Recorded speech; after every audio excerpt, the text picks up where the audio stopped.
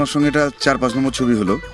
সেখানে অনেকগুলো ইন্ট্রোডাকশন হয়েছে, অনেক রকমভাবে ইন্ট্রোডাকশন হয়েছে। আমাদের এই ছবিতে লাভ এক্সপ্রেস এখন অবধি এই নাম ঠিক আছে। এই ছবিতে তোমার যে ইন্ট্রোডাকশন হয়েছে সেটা আমারও মনে হয়েছে নতুন হলো। তোমার মোটামুটি কেমন অভিজ্ঞতা, বা এই ধরনের ইন্ট্রোডাকশনে তোমার কেন এত বেশি ইন্টারেস্টেড হলো?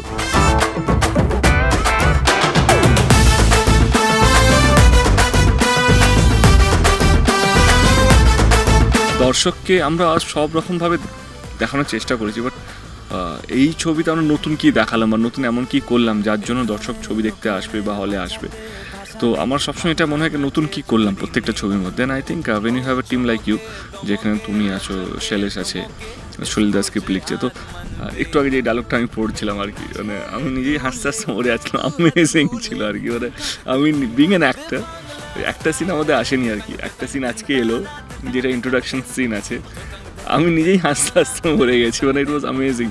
আমার মনে হয় এই যে দর্শককে নতুনভাবে আমরা দেখানোর চেষ্টা করছি যে বাংলা ছবিটা, আমার মনে হয় সেটা ইন্টারেস্টিং।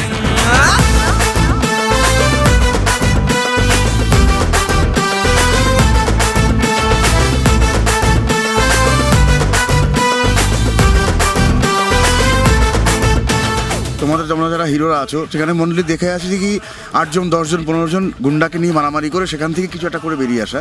এই যে ছবির প্রথমেই দেখা যায় যে 3-4 জন 5 জন 7 জন গুন্ডা তাড়া করেছে, অতএব তুমি হাত তুলছো না। এই যে হাত না তোলা, সেখানে তোমাদের ফ্যান্সরা বা তোমার দিক থেকে তোমার কিছু কেমন মনে হতে পারে যে আমি হাত তুলছি না, ডজ করে পালাচ্ছি, সেখানে গল্পটা কেমন এস্টাবলিশ করতে, মানে সেই দিকে ঢুকে কেমন তোমার মানে কী লাগছে, মানে এই ধরনের গল্প ওরিয়েন্টেড ইন্ট্রোডাকশন? আমার মনে হয় এইটাই হওয়া উচিত। মানে আমরা যে সবসময় একটা আইটেম সং বলো বা আইটেম ফাইট রেখে দিই, আমার মনে হয় সেইটা এবার আস্তে আস্তে কোথাও যেন হারিয়ে যাচ্ছে। বা এই ধরনের গল্পগুলো বা যেখানে গল্পটা আসল হিরো বা মেন যেটা, সেইটা বেরিয়ে আসছে।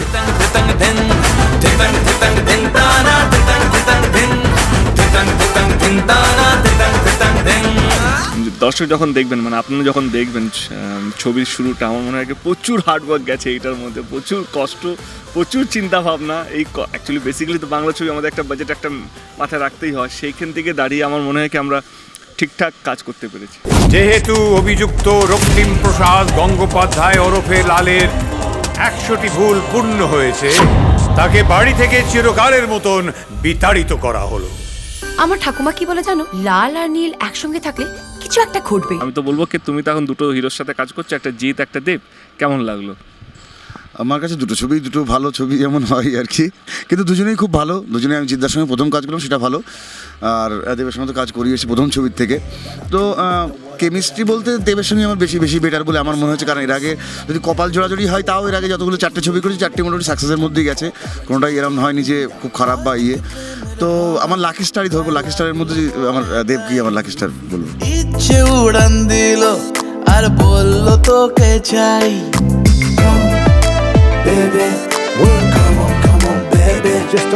তুমি তোমার পরপর দুটো ছবিতে রুদ্রনীল ঘোষকে মানে সহ অভিনেতা হিসেবে পেয়েছো, প্লাস এই আমার ছবিতে কাঞ্চনকে তুমি সহ অভিনেতা হিসেবে পেয়েছো।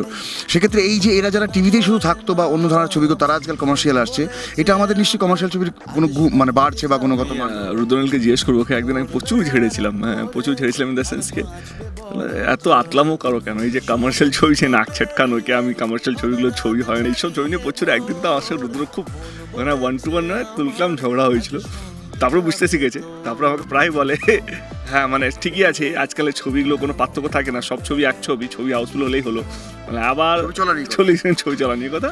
বাট আই থিঙ্ক এই যে কাঞ্চাদা বা কাঞ্চন, রুদ্র, এরা হচ্ছে পিলার্স অফ বাংলা ছবি। এদেরকে যে কোনো অভিনয় তুমি দিয়ে দাও, যে কোনো ক্যারেক্টার দিয়ে দাও, এরা বেসিক্যালি যদি এক পাতি বাংলা কথা যদি বলি, এরা জাত অ্যাক্টর, মানে যে কোনোভাবে যখন তখন ভাবে চরিত্র মানে বলে ছয় মারতে পারবে, এত পাওয়ারফুল একটা বা এরা এক একজন অ্যাক্টর। কাঞ্চন পুরো ট্রেনটাকে ধরে রেখেছে আর রুডি পুরো রাস্তাটাকে ধরে রেখেছে। আশা করছি ভালো লাগবে আপনাদের সবার জন্য, সবার ভালো লাগবে। এর আগে যতগুলো ছবি করেছিলাম সবই ভালো লেগেছে, এন্টারটেইনিং লেগেছে, ছবি মানে ইন্টারেস্টিং কমেডি ছবি। আর অন্যান্য যে কমার্শিয়াল ছবি হয় 5টা গান 5টা ফাইট, সেরকম নয় একদমই। রাস্তার মধ্যে ছবি, জার্নি লাভ স্টোরি, এটা সম্পূর্ণ অন্যরকম লাগবে। আপনারা দেখুন, সাকসেস করুন, আমরা আবার একসঙ্গে ছবি বানাবো। Thank you. নুসাদের সঙ্গে ঝগড়া বলে নুসাদকে নিয়ে একটাও কথা বললো না।